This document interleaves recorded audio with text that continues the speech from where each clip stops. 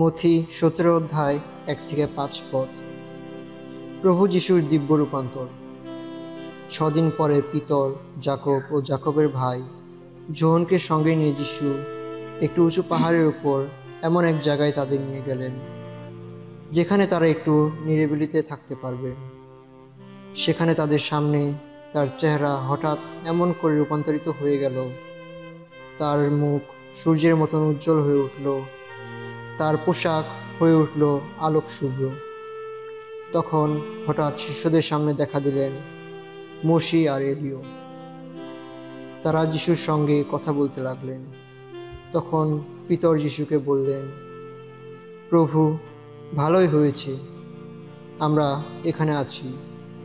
আপনার ইচ্ছা হলে আমি এখানে ডালপালা দিয়ে তৈরি 3টি তাঁবুর ব্যবস্থা করতে পারি, আপনার জন্য একটি, মোশির জন্য একটি, আর এলিয়ার জন্য একটি।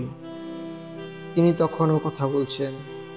সেই সময় হঠাৎ একটি উজ্জ্বল মেঘ এসে তাদের ঢেকে ফেলল, আর সেই মেঘের ভিতর থেকে কার যেন কণ্ঠস্বর বলে উঠল, এ আমার পুত্র, আমার একান্ত প্রিয়জন, এ আমার পরম প্রীতিভাজন, তোমরা এর কথা শোনো।